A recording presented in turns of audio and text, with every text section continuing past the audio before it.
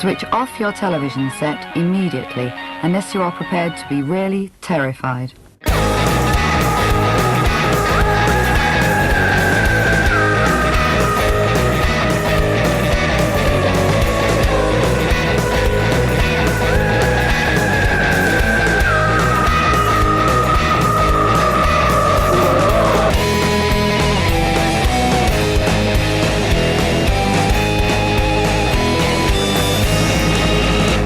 Bienvenue aux grandes entrevues des oubliettes. Je me présente, votre animateur Simon Predge, et j'ai deux invités super la fun avec moi aujourd'hui, Steve Villeneuve puis Martin Bruyère. Comment ça va les gars? Ça va extrêmement bien, mon Simon. Ça va très bien ici aussi. Yes. Oui, parce que là, j'imagine que vous avez quand même un beau hype en ce moment avec tout ce qui se passe autour du film. Il y a des maudites belles critiques qui sortent. C'est-tu satisfaisant à date? Êtes-vous en train de profiter de toute cette love-là qui rentre? Oui, en fait, c'est beaucoup plus à ce que je m'attendais. Tu sais, le documentaire, c'est un documentaire sur les fans, c'est pas un documentaire qui se fait tout le temps, tous les jours. Là. Il y a eu Trekkies, puis il y en a eu quelques autres, là, des genres de documentaires comme ça, mais tu sais jamais c'est quoi la réception. Là. C'est pas comme si tu faisais un film pour donner de l'information sur Evil Dead, pas du début à la fin. Là, c'est vraiment sur les fans, puis comment que les fans, c'est devenu une grosse famille qui s'appelle les Deadites.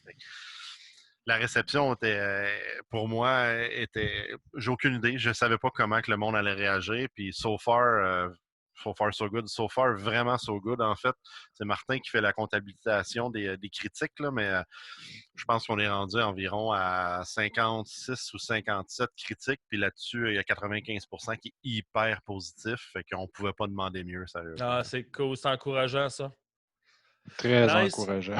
Ben là, hein, pour ceux qui ne l'ont pas encore compris, parce que je suis un gars super organisé, on a donc les créateurs du documentaire Hell to Deadites, hein, documentaire qui s'est investi sur les fans du film Evil Dead parce qu'ils sont un char et une barge, hein, c'est une horde. Puis en fait, c'est ça que j'aimerais savoir. Là. Déjà à la base, qui vous êtes, en fait, je ne veux pas que vous fassiez votre bio nécessairement, mais ça fait longtemps que vous collaborez ensemble. Qui fait quoi dans votre duo, dans le fond? Ben, en fait, c'est très drôle parce que Martin puis moi, on faisait des films, surtout des courts-métrages. Bon, j'avais fait une anthologie d'horreur là, qui s'appelle Stories of a Gravedigger en 2003, qui est pas très excellent. Mais outre ça, j'avais fait des courts-métrages, moi, et j'avais fait Under the Scares, mon premier documentaire. Oui, qui était excellent. Oui, et Martin, merci beaucoup. Et Martin, on se voyait dans les festivals, on se voyait à Spasme, on se voyait à Vitesse Lumière, on se croisait à Fantasia. Mais on s'appelait pas pour prendre une bière, disons. T'sais. Ouais. Et c'est à cause d'Hell to the Deadites qu'on est devenus comme best friend, là, comme on pourrait dire. Ah ouais, OK. C'est vraiment ça qui a parti le film. C'est super drôle. L'autre fois, justement, quand que je finissais le film, là, quand on a su, OK, vous êtes pris à Fantasia, puis là, le Rémi Fréchette m'a dit, fait que t'as jusqu'au 20 juillet pour absolument finir le film, parce que, tu sais, on était la phase finale. J'ai dit à Martin, à un moment donné, j'ai dit, hey, c'est drôle, Martin, hein, parce que, tu sais, comme je regarde le film, c'est comme le début de notre amitié, tu sais. C'était comme un peu émouvant. Ah, c'est cute à mort. Non, mais c'est vrai, puis je vais le dire, je leur dis tout le temps à chaque fois qu'on fait des entrevues. Quand Steve il m'a appelé, en plus, moi, je venais juste d'accueillir ma fille à la maison parce qu'on a adopté à ce moment-là. Et quand il a appelé pour me demander pour de l'aide, je ne savais pas quoi faire parce que là, j'avais ma fille que je pouvais m'occuper, que je devais m'occuper d'eux. Puis j'avais l'opportunité de peut-être participer à quelque chose qui était pour devenir quelque chose de gros, tu sais. Puis c'est ma femme qui m'a convaincu d'y aller parce que sinon, j'aurais probablement dit non à cause que, tu sais, tu reçois ton premier enfant, puis tu veux pas prendre la décision de quitter tout de suite en partant. So, c'est elle qui a pris la décision à ma place, puis je la remercie énormément parce que si c'était pas d'elle, je pense pas que je serais ici en train de vous parler. All right. Mais en fait, justement, j'aimerais ça savoir c'est quoi la genèse du projet. Donc, j'en déduis que l'idée venait de Steve. Mais qu'est-ce qui t'a donné envie de te lancer dans ce sujet-là spécifiquement? Elle est venue d'où l'étincelle, finalement? Ben, en fait, c'est un concours de circonstances. Moi, j'ai fait Under the Scares. Et le film, on l'a commencé en 2006. Pour ceux qui l'ignorent, Under the Scare, documentaire sur les créateurs de cinéma indépendant, finalement. Ouais, exactement. Le but, c'était de dire aux gens quoi faire ou quoi pas faire quand tu fais un film d'horreur indépendant. Puis on a quand même des intervenants intéressants. Là. George Romero, Lloyd Kaufman, Herschel Gordon Lewis sont dedans. Donc, j'ai commencé ce film-là en 2006 en définition standard, là, en SD. Ah ouais. Parce que le HD existait, mais pas vraiment, là, ça commençait.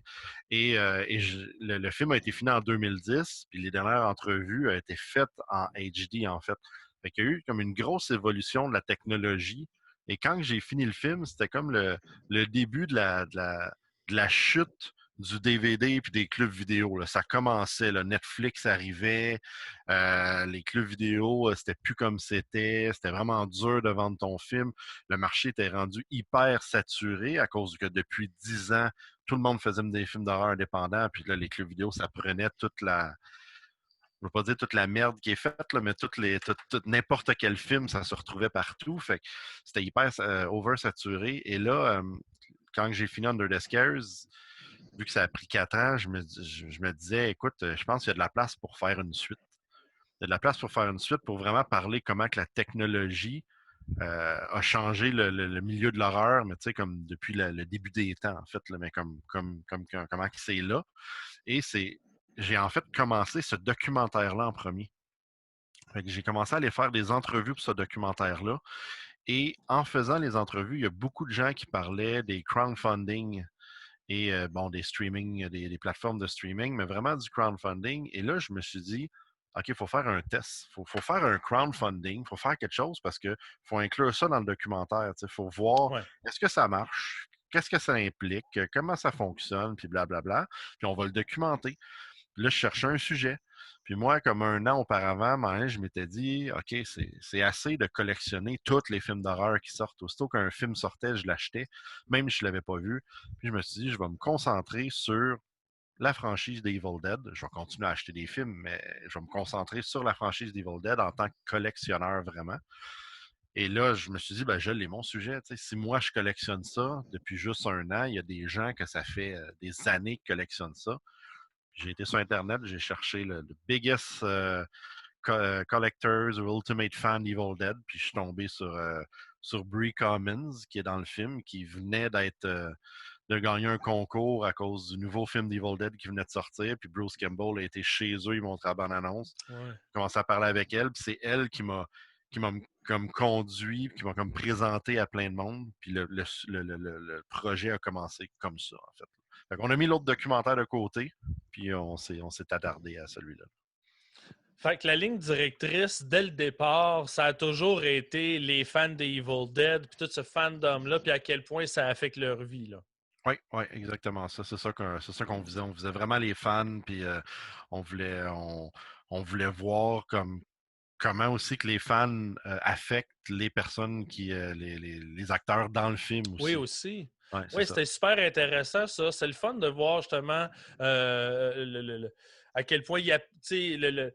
Des fois, ils sont surpris justement de découvrir tout l'amour qui vient des fans. Comment ça a été de faire ces rencontres-là, ces entrevues-là, justement? Je vais laisser répondre Martin.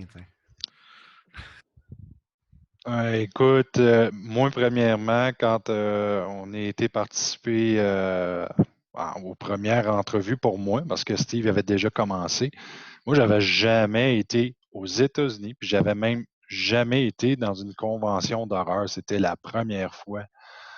So, évidemment, quand j'ai été avec Steve, je capotais. C'était comme pour moi, j'en revenais pas. Qu'est-ce que je manquais depuis si longtemps que ça? Je veux dire, ça fait 7 ans de ça. So, à ce moment-là, j'avais 36 ans. Tu sais, à 36 ans, tu es supposé d'avoir vécu toutes ces affaires-là. Mais tu avais déjà été à Fan Expo puis au Comic-Con, disons. Oui, mais c'était pas la même chose. C'était pas la même chose.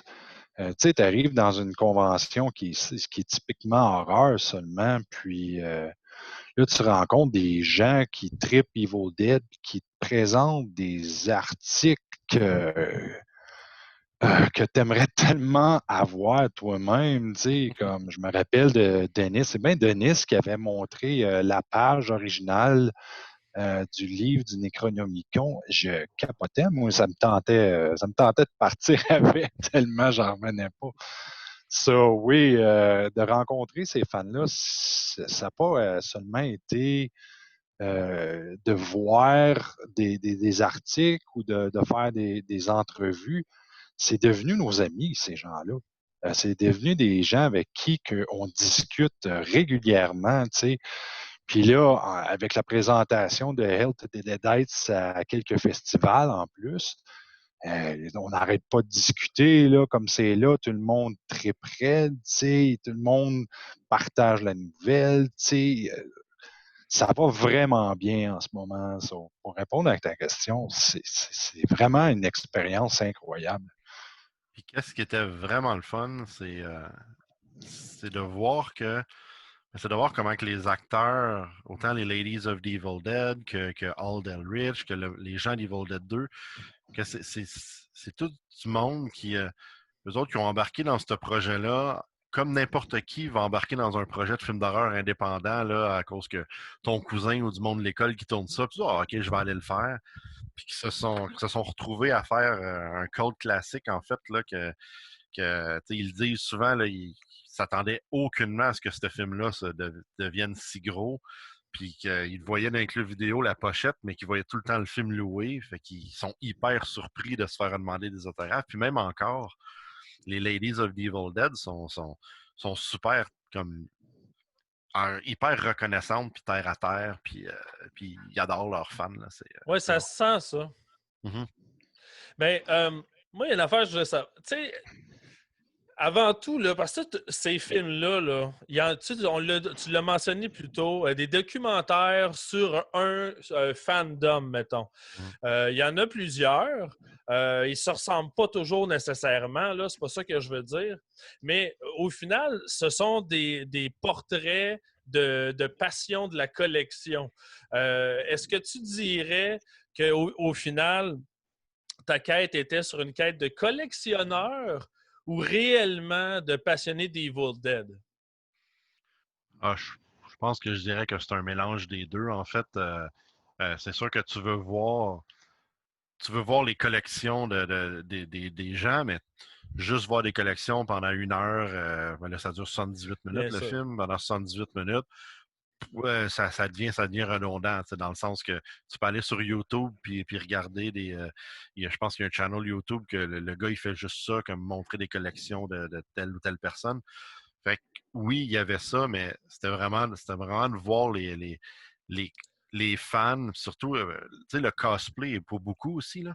Je pense que... Je vais le reformuler d'abord. Ok, vas-y. Avant tout, je sais, Steve, que tu es un collectionneur. Mm-hmm. Puis je veux savoir à quel point est où la place entre le documentariste sérieux et le fan collectionneur qui a hâte d'aller triper puis voir les collections de tout le monde. T'sais.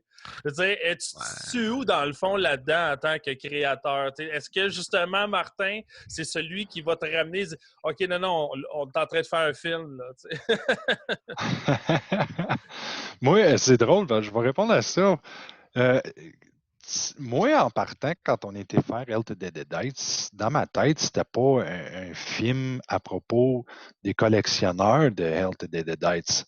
Quand on a commencé, c'était clairement pour moi la passion qu'il y avait derrière Evil Dead.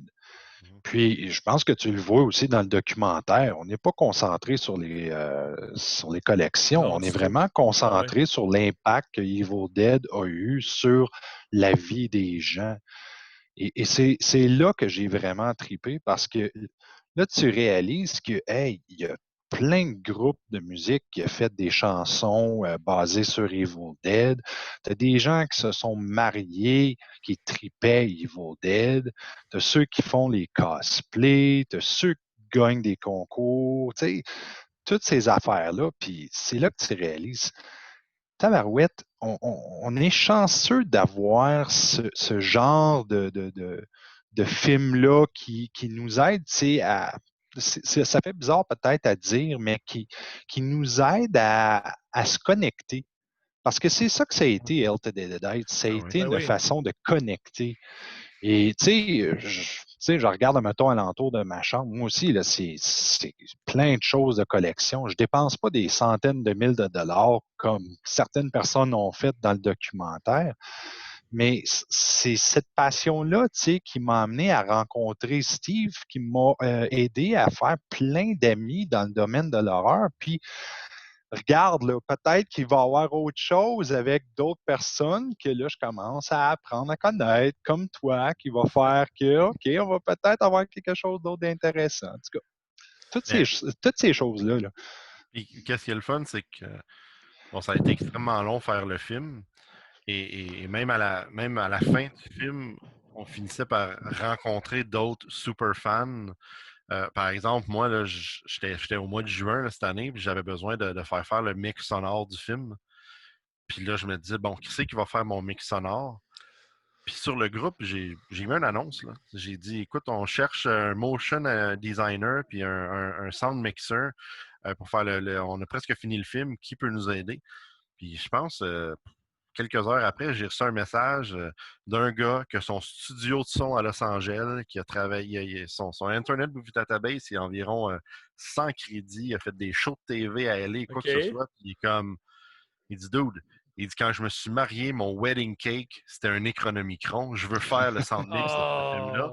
Fait que, tu sais, juste ça, c'était comme, wow! Ben oui, c'est ça. Même à la fin, on a d'autres mondes qui ont embarqué. Puis Martin, il parlait des bands. Moi, j'adore la trame sonore du film.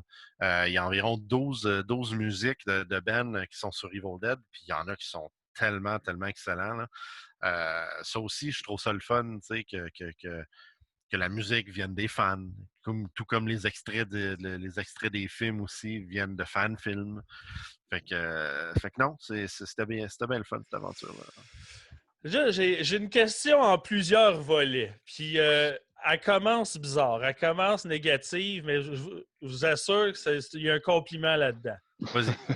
Là, vous allez comprendre. Je veux dire que il y a quelque chose que votre film n'est pas.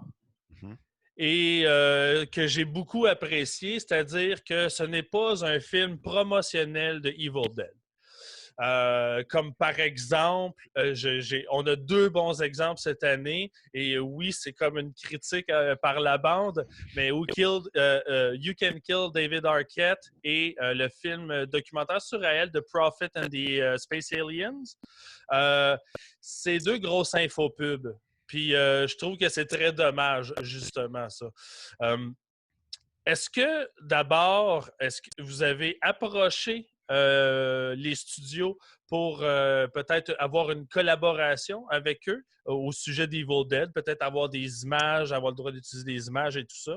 Et en deuxièmement, comment ça se fait que Sam Raimi ne fait pas partie de tout ça? Fait que c'est toute la même question au final. Est-ce que vous avez approché? Comment ça s'est passé à ce niveau-là? Bien, en fait, pour répondre à ta question clairement, on n'a pas approché les studios. Okay. On a commencé à faire le montage en utilisant des extraits de fan-films en disant, écoute, c'est intéressant, il y a tellement des fan-films qui sont hyper drôles ou très cool et la qualité est bonne que on va y aller avec ça. Ça va être fait par les fans. Et on a fait le film avec ça. Puis plus le montage avançait, plus je me disais, pas besoin des extraits d'Evil Dead. Je veux dire, c'est tout le monde on l'a constaté justement avec le film. Mais tout le monde a vu Bruce Campbell, Ash, couper la main dans Evil Dead 2, puis qui a vu Army of Darkness. Je veux dire, c'est tellement, le but, là, c'est vraiment de faire un film par les fans, sur les fans. Fait que ça n'a même pas été une question. J'ai même jamais essayé de rentrer en communication avec la compagnie, en fait, pour voir si on pouvait utiliser des extraits ou même pas prendre des extraits des bandes annonces. Pour qu'est-ce qui est de Sam Raimi, Ça, il y a beaucoup de personnes qui me posent la question et Forcément. ça non plus, j'ai pas essayé de rentrer en communication avec Sam Raimi pour l'avoir dans le film. Ah C'est non, une OK. chose, non, c'est une chose peut-être que je veux pas dire que je regrette parce que c'est sûr que l'avoir dedans, ça aurait été vraiment bon. Mais tu vois, même Bruce Campbell, l'intégrer dans le film, ça a été extrêmement difficile. Ça a été extrêmement difficile parce que, non, mais c'est vrai, je parle pas aller le filmer, là. Peut-être que Martin veut compter l'anecdote après, comment on s'est rendu à Bruce Campbell. Mais, mais, mais le mettre dans le film, lui, il racontait des anecdotes sur les fans, sur sa vie.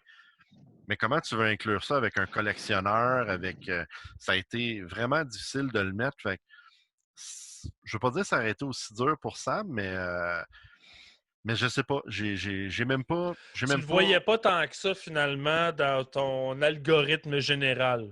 Ouais, puis on dirait que je me disais aussi, ah, ça va être compliqué.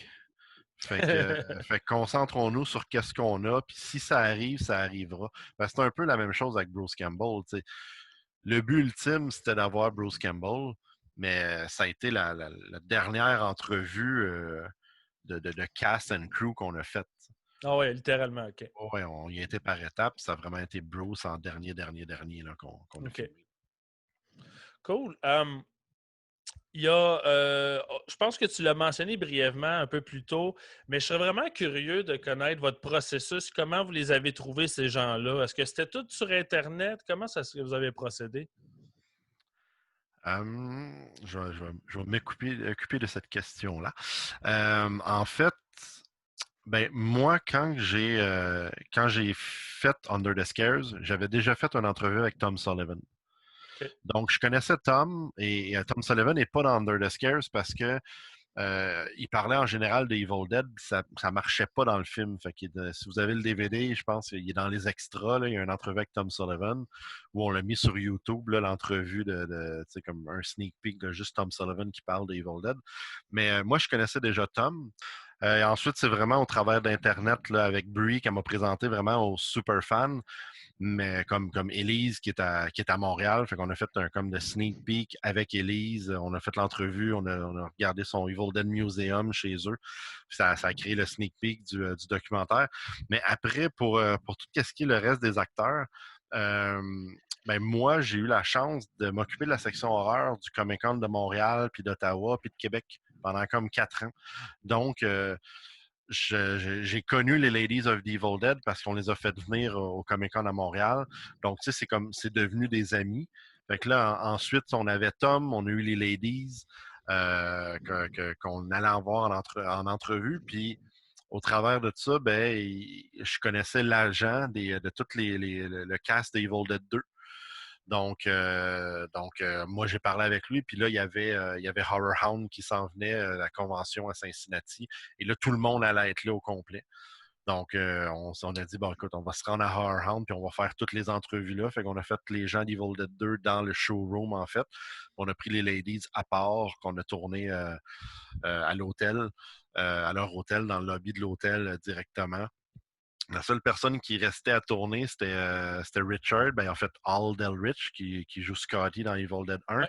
Et lui, il était présent à l'événement, mais on ne l'a pas tourné là parce qu'un mois plus tard, c'était un invité à Shockstock, qui est une convention d'horreur à London, en Ontario. C'était un invité là, puis il y avait un Evil Dead de musical. Fait que je me suis dit, écoute, on va le prendre là, à la place, comme ça va comme... Ça va changer l'histoire, ça va changer le décor, ouais. puis ça va pouvoir permettre de raconter une autre histoire. Fait que c'est comme ça qui est arrivé. Et ensuite, ben, il y a eu l'histoire de Bruce Campbell et Ted Raimi, que je peux laisser Martin raconter parce qu'il aime ça raconter cette histoire-là.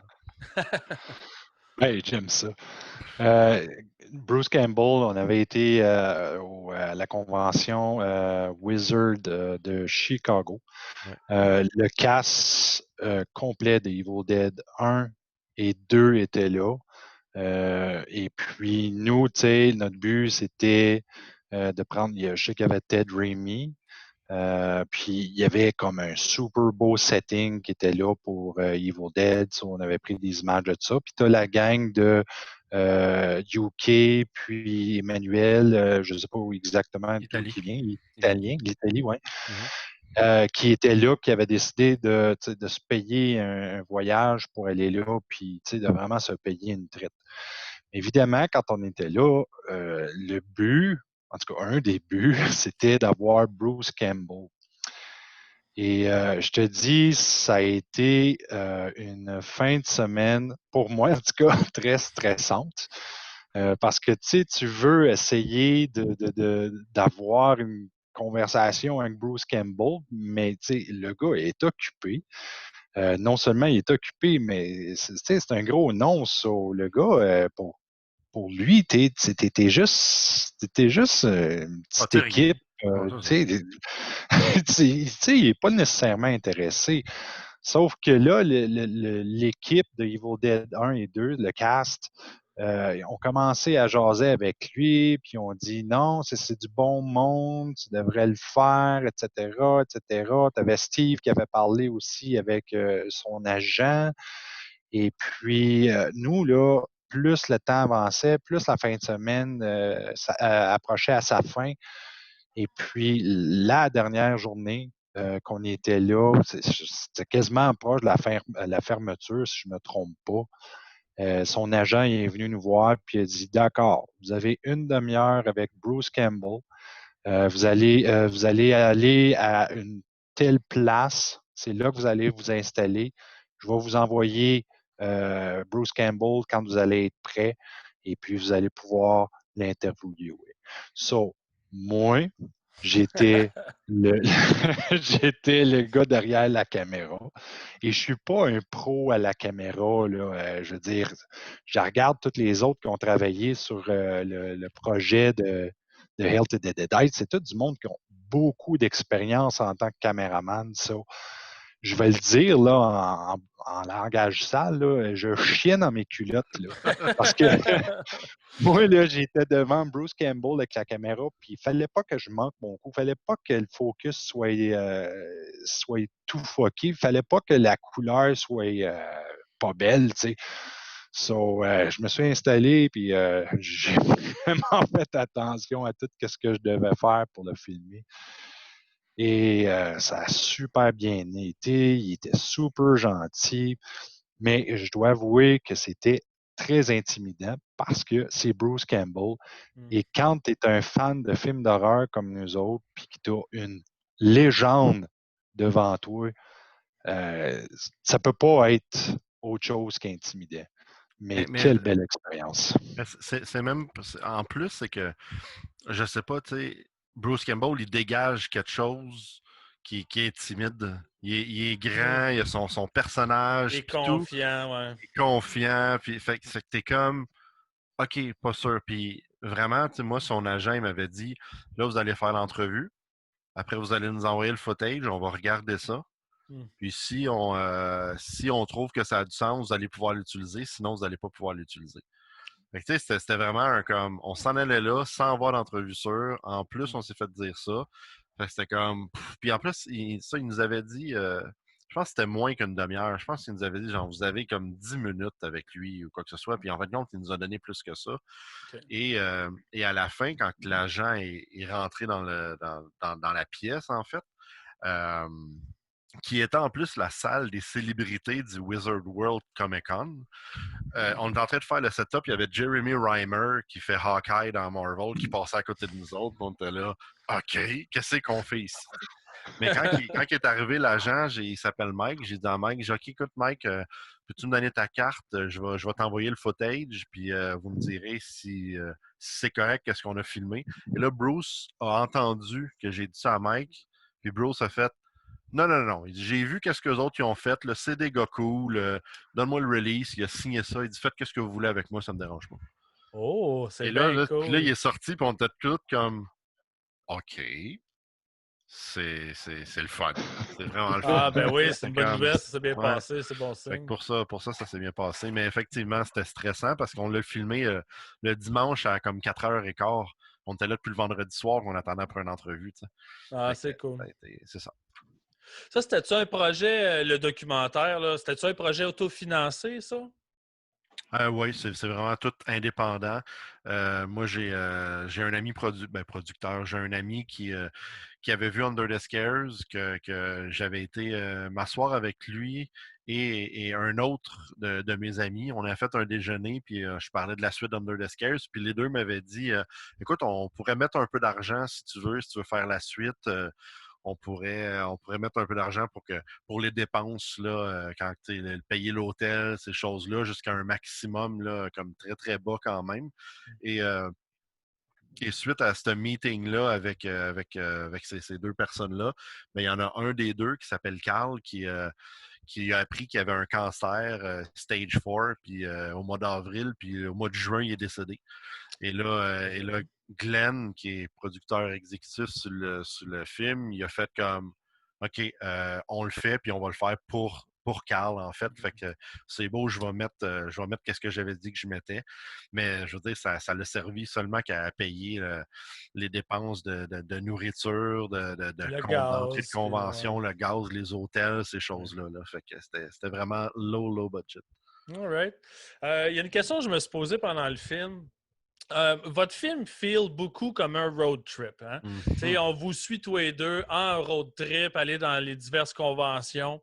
Donc, on vous voit beaucoup à l'écran, mais on vous entend pas ou très peu parler. Je pense qu'on entend Martin une fois ou deux. Steve, je pense qu'on t'entend pas du tout. Est-ce que c'est un choix volontaire de vous voir, mais que vous n'alliez pas parler à l'écran?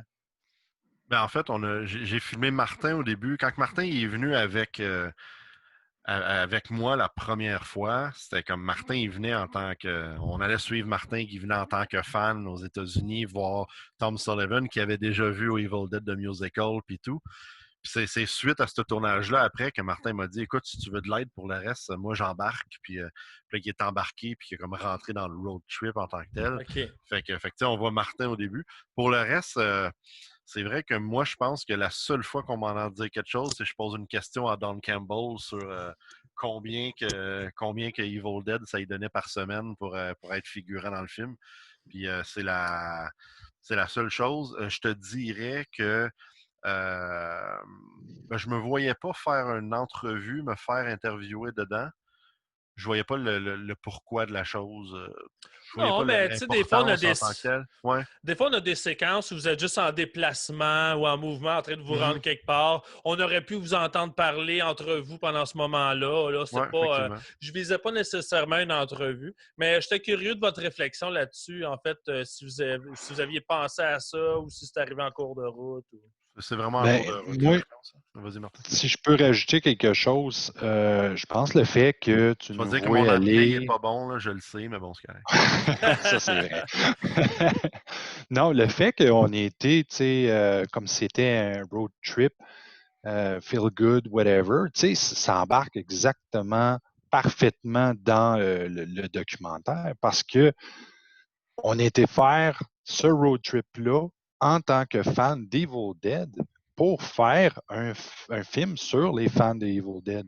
So, c'est ça que c'est, tu sais, je veux dire, on est là pour supporter exactement l'histoire de Evil Dead, de Hell to the Dead, excuse-moi. Avais-tu besoin qu'on parle souvent? Non, je pense pas que le monde aurait aimé que je parle tout le temps, puis Steve encore moins, parce que quand il parle, c'est fatigant en tabarouette. All right. Ben, j'aimerais ça savoir. En même temps, j'ai l'impression que la réponse, c'est probablement Sam Raimi, mais sinon, surprenez-moi. Ça a été quoi le plus gros défi du projet? Le Oh, finir, moi. le finir, ça a pris 7 ans. C'est une Non, mais question de montage ou de. C'est quoi qui a été compliqué comme ça? euh, plein de choses, en fait. Ben, c'est vraiment indépendant, donc pas de budget. Donc c'est assez dur là, des fois de planifier des choses puis pouvoir se concentrer comme mettons 100% là-dessus. Ensuite, ben, c'est sûr que quand tu fais un documentaire de ce genre-là, il faut que tu attendes après certains événements. Tu sais. Donc là, attendre après. Tu sais, le couple qui se sont fiancés à Cinema Island, ils se sont mariés un an après. Donc là, il a fallu y retourner un an après pour aller couvrir le mariage et ainsi de suite. Et aussi, au travers de ça, il y a la vie de tous les jours. Non, c'est ça. Martin avait une petite fille, mais moi aussi, j'ai eu un petit garçon. S'est acheté une maison, changé de boulot. Tu travailles dessus, tu le regardes, puis là, tu le mets de côté, tu y touches pas pendant 3, 4, 5 mois. Puis là, il y a 2 ans, c'était comme, bon, ben écoute, je vais le montrer à des personnes qui ont des festivals en tant que tels. Fait que je l'ai montré à 2, 3 personnes, puis il y en a qui m'ont fait des commentaires. D'où le pourquoi ensuite on a rajouté toute cette information-là sur Evil Dead au début. Parce qu'au début, ça commençait directement avec les fans, puis tout ça venait plus loin. Fait qu'on a switché ça. On a fait des entrevues en surplus, là. André Loisel, le professeur d'université, qui est pas un fan, un expert en horreur. Chris Alexander, même Michael Gingle. Mike Gingle, c'est un ami à moi qui reste à New York, qui a été filmé Michael parce que me déplacer juste pour aller faire ça. Ouais. Puis ensuite, c'est John Fallon de Harrow in the Head. Ça a été la dernière entrevue qu'on a faite. Puis ça, on l'a faite l'année dernière. Donc, quand même. Il manquait des petites... il manquait quelque chose là, pour soutenir tout ce qui était Evil Dead. Fait que j'avais besoin d'un expert là, dans l'horreur puis tout. Là, fait que j'ai approché John. Mais ça a été vraiment du... laisse aller pendant 6 mois, tu y touches pas, tu reviens, puis là, tu fais « Ah! OK, crime 105 minutes, c'est trop long. Là, t'en coupes 20, par exemple. Ça a vraiment été pour ça, en fait. Là. Ouais, couper, ça doit être tough, ça. Oui, mais tu sais, je pense qu'une des affaires que Steve n'a pas mentionné aussi, c'est, il le dit tantôt, tu sais, c'est un low budget movie, so, tu sais, t'embarques dans le sound mixing, t'embarques dans color correction, dans les CGI, etc. C'est difficile de trouver du monde parce que, tu sais, on n'a pas l'argent pour payer du monde comme ça. Et vraiment, Steve a été très, très chanceux d'avoir un cercle vraiment serré de personnes qui étaient là pour l'aider. Puis j'aimerais comme les remercier 100 fois parce que c'était pas d'eux autres, ce projet-là serait peut-être pas encore fini en ce moment. C'est vraiment un film de gang et un film fait par les fans. T'sais. C'est tous des fans qui ont donné un coup de main. Puis c'est très drôle parce que je parlais du sound mixer tantôt. Ben, lui, quand il m'a approché, j'y ai comme demandé c'est qui c'est comme. En fait, non. J'ai vu sur la page qu'il avait été tagué par une autre personne que je suis comme hey, je le connais. Lui, je l'ai rencontré il y a comme 15 ans dans une convention de Fangoria. Donc là, j'ai été parler à Steven. J'ai dit à Steven, hey, merci pour la plug pour Rob, c'est super cool. Puis il dit, Rob, c'est lui qui a fait le sound mix sur tous mes films. Puis il a commencé à me parler qu'il était à LA puis qu'il avait sa compagnie de prod. Puis il dit, hey, tu cherches un motion designer aussi? Il dit, j'en fais du motion design. Dernièrement, je me suis mis là-dessus depuis 1 an. Fait que je vais te le faire, ton motion design. Je suis un fan fini d'Evil Dead. Fait que, tu sais, encore, ça a vraiment été... au travers des connexions puis des fans. Puis, c'est cool. Donc, par les fans, pour les fans. C'est parfait. C'est ça, exactement. Excellent. Un labor of love. Ouais, Martin, on a perdu ton image, là, t'es gelé, mais c'est pas grave, on t'entend encore. J'aurais une dernière question pour vous autres aujourd'hui, les boys. Là, vous êtes découvert une nouvelle amitié finalement. J'imagine que vous allez continuer de travailler ensemble. Est-ce qu'il y a des nouveaux projets en branle? En 2016, on a fait un court-métrage ensemble. On a fait un court-métrage de 3 minutes qui s'appelait A Quiet Moment. On l'a co-réalisé. Oui, je l'ai vu, c'est vrai. C'est un petit film qui était complètement différent à ce qu'on avait fait avant parce que là, c'était pas gore, il n'y a pas de sang, c'était vraiment un petit suspense qu'on voulait essayer. Ça s'est bien passé. Je pense que le film a passé dans une 20aine de festivals, là, fait que c'était bien le fun. Puis, oui, on regarde pour d'autres projets. Je vais laisser Martin en parler parce que c'est plus... Vas-y, Martin. Ouais. Moi, personnellement, Steve m'a donné quand même la piqûre pour ce qui est des documentaires. Independent Scares, j'ai tourné je ne sais pas combien d'entrevues avec Steve pendant qu'on faisait Hell to the Deadites parce que c'était, tu sais, on en profitait pendant qu'on était dans les conventions. Il y avait d'autres acteurs, il y avait d'autres réalisateurs. On s'est dit, tu sais, vu que Steve faisait Independent Scares, on est aussi bien de les prendre en entrevue. Puis on a vraiment pris un grand nombre d'artistes parmi ce monde-là. On a des noms intéressants aussi parce que c'est ça, comme Martin dit, quand on tournait Elle, mais on continuait à faire des entrevues pour la suite d'Under the Scares.